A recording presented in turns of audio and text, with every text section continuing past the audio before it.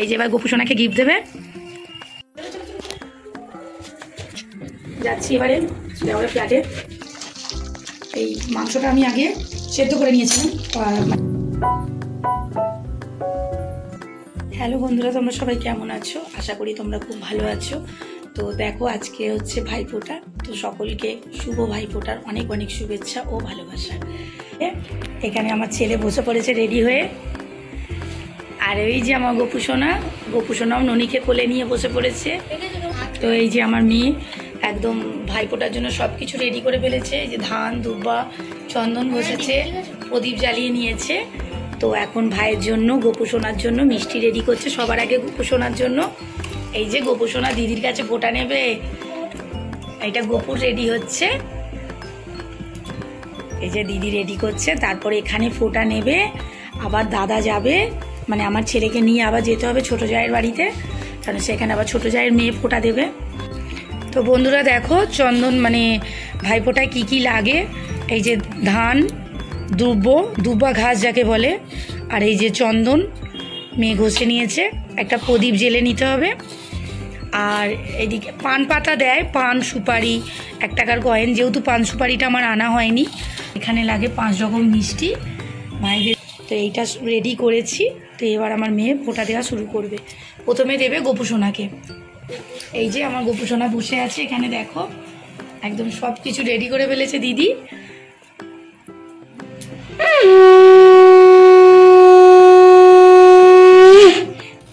এই যে এবার গোপু সোনাকে গিফট দেবে।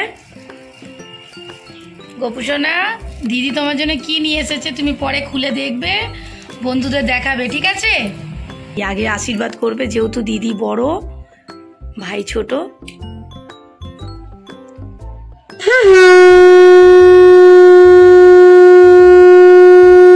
3 বার দিতে হয়। হ্যাঁ,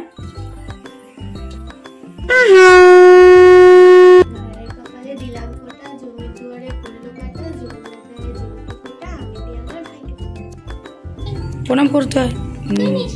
আর একবার।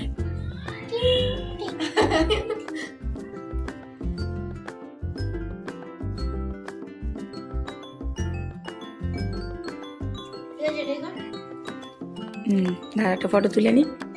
তাকা বাবু, তাকা।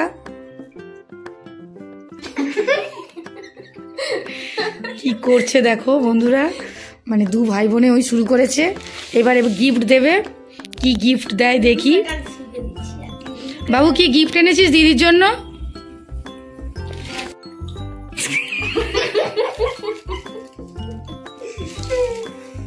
সকাল থেকে না খেয়ে আছে। দাঁড়া, দিদি কি দিচ্ছিস? দিদি ওর মধ্যে কি লেখা আছে দেখি, লেখাটা দেখাই একটু।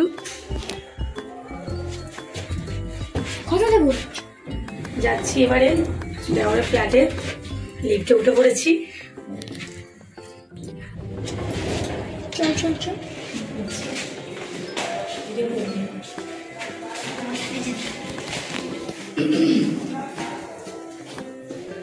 একটু অন্ধকার এখানটা।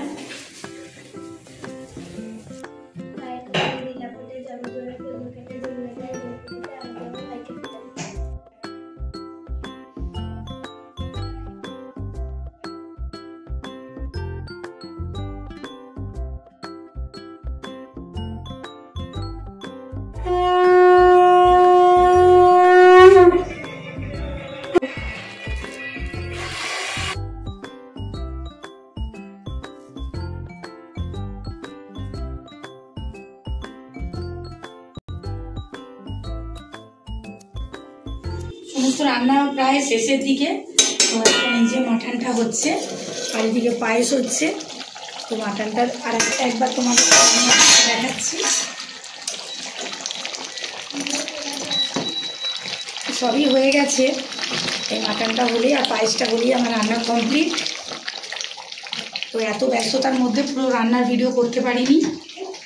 আর দেওয়ার মাংসটা আমি আগে সেদ্ধ করে নিয়েছিলাম, মানে প্রেসার কুকারে তেজপাতা, সমস্ত গোটা গরম মশলা ফোড়ন দিয়ে, তেল দিয়ে, তার মধ্যে মাটনটা দিয়ে ভালো করে ভেজে নুন দিয়ে অল্প সামান্য জল দিয়ে সিটি মেরে নিয়েছিলাম। প্রায় 8-9টা 8-9টা সিটি মেরে নিতে মাংসটা সেদ্ধ হয়ে যেতে।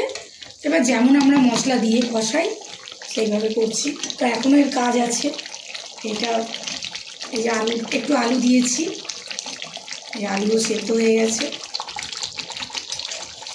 আর এদিকে দেখো পায়েস হচ্ছে।